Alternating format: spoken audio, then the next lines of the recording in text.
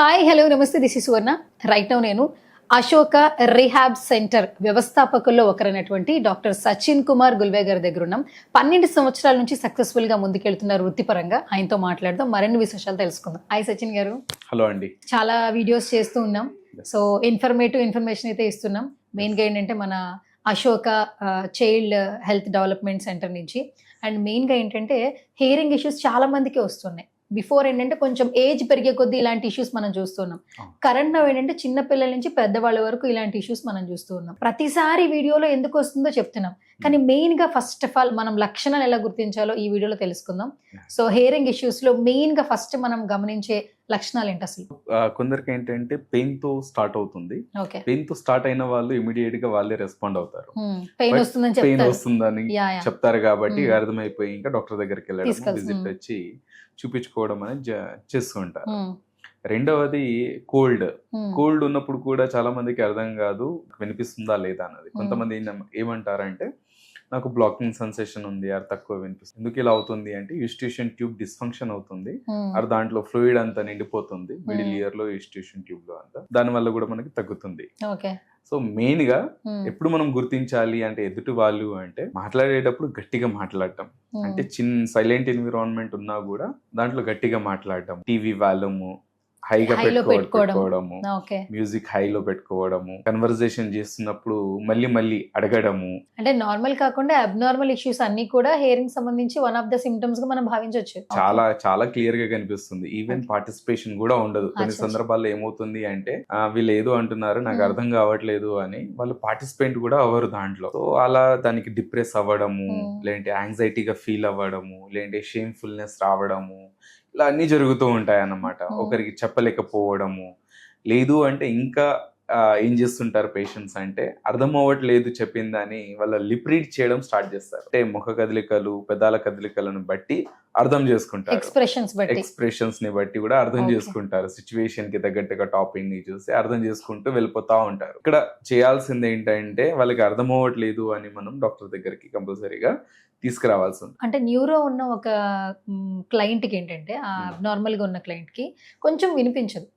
ఆ వినికిడి శక్తి తగ్గిపోయిన తర్వాత న్యూరో అంటే ఆల్మోస్ట్ బ్రెయిన్ లో బ్లడ్ క్లాట్ అవ్వడము, ఆ ఇష్యూస్ వల్ల ఉన్నారు. ఇంకా వాళ్ళు ఏంటంటే షైనెస్, ఇందాక మీరు చెప్పారు నాకు ఆల్రెడీ వినిపించట్లేదు కదా, మిగతాది కూడా నేను అంటే బాడీకి మైండ్ కి పని చెప్పట్లేదు, అలా ఒక డంప్ లాగా ఉంటున్నారు. దానివల్ల స్ట్రెస్ లెవెల్స్ ఎక్కువైపోయి చెవుల నుంచి చీము కారుతుందట.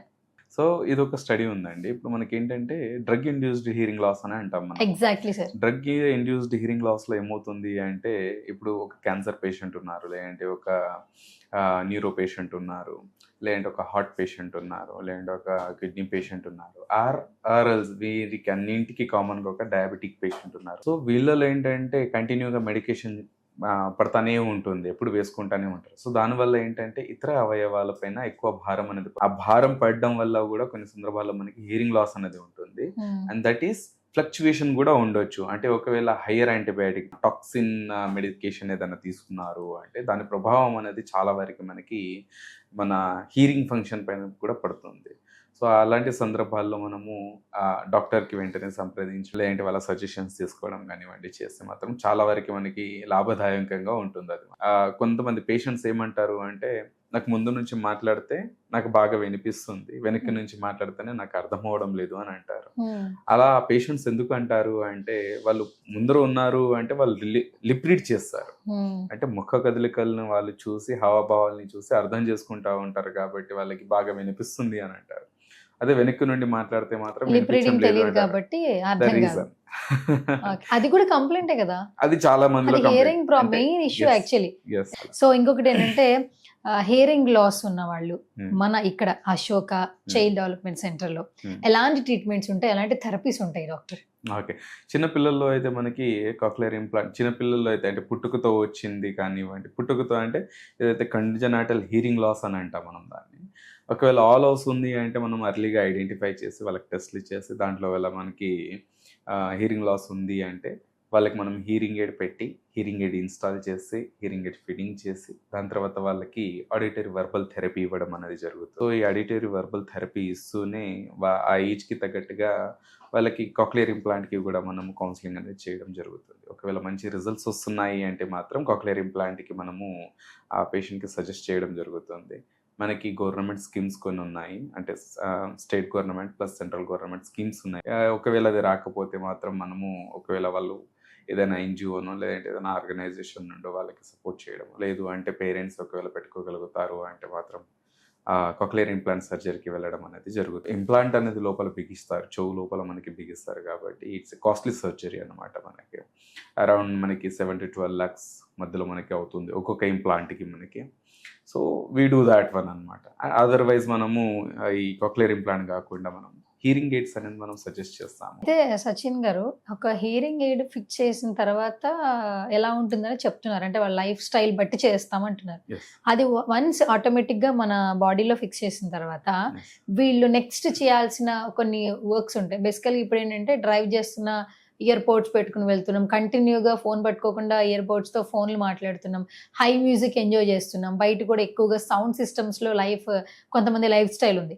సో వాళ్ళు కొంతవరకు వాళ్ళ లైఫ్ స్టైల్ని చేంజ్ చేసుకోవాలంటారా, సేమ్ అలాగే కూడా కొంతవరకు చేసుకోవచ్చు అంటారా, ఏం చెప్తారు? యా అండి, డెఫినెట్గా మనము ఎంత నాయిస్ని తగ్గిస్తే మనకి ఎంత బెనిఫిషియల్గా ఉంటుంది. ఇది మన ఓన్ ఏదైతే మన ఓన్ ఆర్గాన్ ఏదైతే ఉందో అది, దాంతోపాటు ఇతరులకు కూడా దానివల్ల ఇబ్బంది ఉంటుంది. కాబట్టి మనము మినిమల్ నార్మల్ వాల్యూమ్తో కనుక మనం వెళ్తే కనుక అది చాలా బాగుంటుంది. ఎందుకంటే ఈ రోజుల్లో మనం యంగ్ జనరేషన్ ఏం చేస్తుంది అంటే చాలా వరకు ఇయర్ పాడ్స్తో పాటలు వినడం కానివ్వండి, కాన్ఫరెన్సెస్, ఇప్పుడు ఎవరైతే అడల్ట్ ఉన్నారో ఎవరైతే జాబ్స్ చేస్తున్నారో వాళ్ళు వెబినార్స్ అని లేదంటే వర్చువల్ మీటింగ్స్ అని అప్పుడు కూడా వీళ్ళు చాలా వరకు హెడ్ ఫోన్స్ యూజ్ చేయడం అనేవి చేస్తున్నారు. సో దీనివల్ల ఏమవుతుంది అంటే, ఒకటి చెవు కండరాలు దెబ్బతింటాయి, రెండవది టింపానిక్ మెంబ్రేన్ అంటే కర్ణభేరి అనేది దెబ్బతింటుంది. దాంతోపాటు మనకి దెబ్బతినేది మన నరాలు.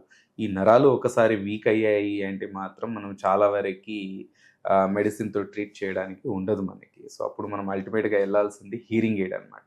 సో మీ లైఫ్ స్టైల్ని కాస్త మీరు మెరుగుపరిస్తే కనుక హీరింగ్ ఎయిడ్ని మనం అవాయిడ్ చేయాలి అంటే మాత్రం మీరు తక్కువ వాల్యూమ్తో వినండి, అండ్ ఎక్కువ బేస్ ఉన్న లౌడ్ మ్యూజిక్ని మీరు ఎక్కువ అవాయిడ్ చేయండి. దాన్ని కూడా ఇలా చేస్తే మాత్రం you will here for longer time. And ఇంకొకటి నేను చూస్తున్న ఇష్యూస్ ఏంటంటే డాక్టర్, హెడ్ బాత్ చేస్తాం కదా, Yes. హెడ్ బాత్ చేసేటప్పుడు కొంచెం ఎంతో కొంత వాటర్ చెవుల్లోకి వెళ్ళిపోతుంటుంది. అవును. చిన్నప్పుడు ఒకప్పుడు పెద్దవాళ్ళు ఏం చెప్పాలంటే కొంచెం దూద్ పెట్టుకోండి అని చెప్తుండే. ఎందుకు? దురద రావడం మొదలైన తర్వాత వీళ్ళకి దూద్ పెట్టుకుంటే కొంచెం తగ్గుతుంది, కాటన్ పెట్టుకుంటే అని చెప్తుంటారు. కానీ కరెంట్ ఏంటంటే హెడ్ బాత్ చేస్తున్నాం, సేమ్ దురద కంటిన్యూ అవుతుంది, ఆ బర్డ్స్ పెట్టి తిప్పేస్తూ దానివల్ల కూడా కొంచెం కర్ణబేరి అనేది ఇబ్బందికి గురవుతుంది అనేది టెక్నికల్గా చెప్తున్న మాట. అది ఎప్పుడు మనకి సివియర్గా ఇబ్బంది అవుతున్నప్పుడు మేము మీకు Yes. చెప్తున్నాం. సో దురద అనేది ఫస్ట్ చెవులో స్టార్ట్ అయినప్పుడు ఫస్ట్ డాక్టర్ని కన్సల్ట్ అవ్వాలా అవ్వద్దా? ఓకే, ఇది చాలా మంచి ప్రశ్న అండి. సో బేసిక్గా ఏంటంటే పెద్దవాళ్ళ ముందు ఆయిల్స్ అనేది వేసేవారు. సో మనం ఏమంటాము అంటే ఆయిల్స్ అనేవి వేయకూడదు. ఎందుకంటే ఒకవేళ వేడి ఆయిల్ అలా మీరు వేస్తే కనుక లోపల ఉన్న స్కాల్ఫ్ ఏదైతే ఉందో అది చెరిగిపోయే ఛాన్సెస్ అనేవి ఎక్కువ ఉన్నాయి, అంటే కాలిపోయే ఛాన్సెస్ ఎక్కువ ఉన్నాయి. కాబట్టి అందుకని ఆయిల్స్ వేయొద్దు అని అంటాం మనము. సెకండ్ థింగ్ ఏంటంటే, ఏదైతే స్కాల్ఫ్ ఉంటుందో చిన్న చిన్న హెయిర్ పార్టికల్స్ ఉంటాయి, అంటే మీరు ఎప్పుడైతే ఇయర్ బర్డ్ పెట్టి ఇలా తీస్తే కనుక మీకు కనిపిస్తుంది చిన్న చిన్న హెయిర్స్ ఉంటాయి. ఈ హెయిర్ ఏంటంటే మనకి ఈ బయట నుండి వచ్చే ఫారెన్ బాడీని కానివ్వండి, లేదంటే దుమ్ము ధూళిని కానివ్వండి, కర్ణభేరికి తగలకుండా డైరెక్ట్గా హిట్ అవ్వకుండా ప్రొటెక్ట్ చేస్తూ ఉంటుంది. So those are the protectors, warriors అన్నమాట వాళ్ళు మనకి. సో ఒకవేళ మనము ఈ ఇయర్ బడ్ పెట్టి తిప్పేస్తే కనుక ఏమవుతుంది అంటే ఈ ఒక స్కాల్ఫ్ అనేది మనకి ఊడొచ్చేస్తుంది.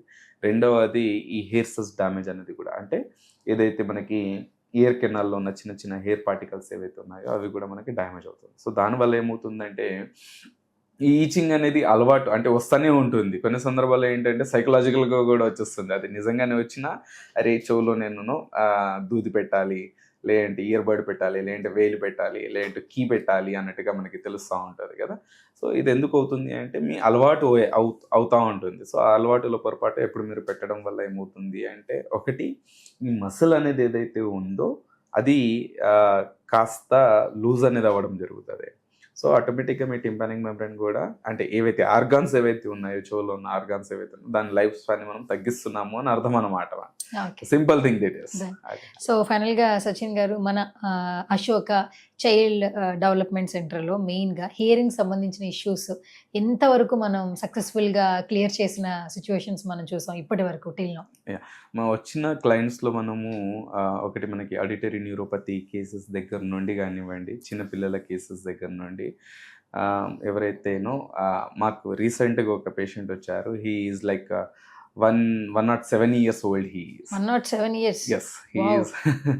సో ఆయన చాలా యాక్టివ్గా పార్టిసిపేట్ చేస్తారు, ఆయన చాలా యాక్టివ్గా ఉంటారు, చాలా ఆయన పనులు ఆయన చేసుకుంటారు. So he had hearing loss. So వాళ్ళకి కూడా మనం బైలాటరల్ హీరింగ్ అంటే రెండు వైపులా మనం హీరింగ్ ఎయిడ్ అనేది పెట్టడం అనేది జరిగింది.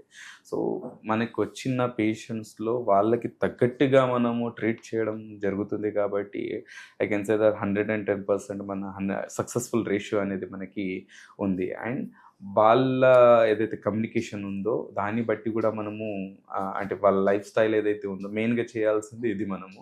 సో వాళ్ళ లైఫ్ స్టైల్కి తగ్గట్టుగా మనం హీరింగ్ ఎయిడ్ అనేది మనము ప్రిస్క్రైబ్ చేస్తున్నాం కాబట్టి they are very much happy with the hearing aid. Okay, thank you so much Sachin గారు. థ్యాంక్ యూ అండి.